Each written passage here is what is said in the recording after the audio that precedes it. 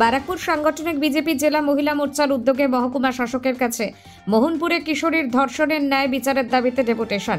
সম্প্রতি ব্যারাকপুর মোহনপুর এলাকায় এক নাবালিকাকে ধর্ষণের প্রতিবাদে এবং ব্যারাকপুর জুড়ে দুষ্কৃতী কার্যকলাপের প্রতিবাদে ব্যারাকপুর মহকুমা শাসকের দপ্তরের সামনে ব্যারাকপুর সাংগঠনিক জেলা বিজেপি মহিলা মোর্চার উদ্যোগে এক বিক্ষোভ সমাবেশ আয়োজিত হয়।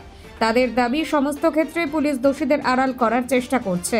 অবিলম্বে অপরাধীদের গ্রেফতার করে দৃষ্টান্তমূলক শাস্তি দিতে হবে, তা না হলে আগামী দিনে আরও বৃহত্তর আন্দোলনের হুঁশিয়ারি দেওয়া হয়েছে।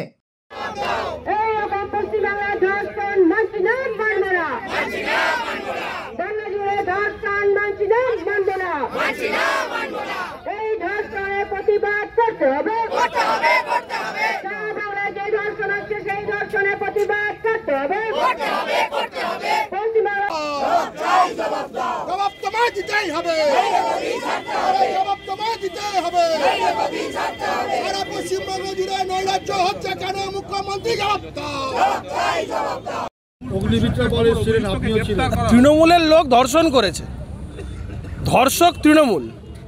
যে করেছে সে তৃণমূলের বুথে ছাপ্পা দেয়, যে করেছে সে তৃণমূলের বুথে বসে।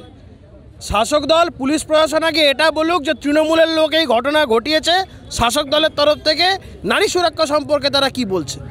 দেখো, এখন যে বিষয়টা সেটা হচ্ছে স্পষ্টত আমরা যেটা বারবার করে বলছি, সিসিটিভি ইনস্টলেশনটা আমরা খুব জোর দিচ্ছি। কারণ কেন্দ্র টাকা দিচ্ছে, এরা সব পয়সা খেয়ে নিচ্ছে। সেটা হচ্ছে রাজ্য স্তর থেকে শুরু করে জেলা স্তর থেকে শুরু করে পঞ্চায়েত স্তর, শুধু কেন্দ্র পয়সা দেবে, এরা খেয়ে নেবে। আর কেন্দ্র যখনই জবাব চাইবে তখন বলবে তোর বাপের টাকা।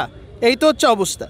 তো কেন্দ্র যে টাকা দিচ্ছে অ্যাপ্রোপ্রিয়েট সিসিটিভি ইনস্টলেশন করার জন্য, সেটা করা হচ্ছে না। আমরা এসডিওকে সেটাই বলতে এসেছি।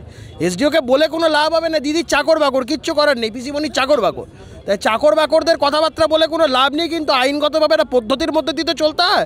এই সমস্ত চটিচাটা চাকর বাকরদের এটাই বলা যে পয়সা করি ঝাড়ুন, পয়সা করি খান, সব ঠিক আছে, কিন্তু একটু কাজও তো করতে হবে। 100 খেয়ে নিলে হবে?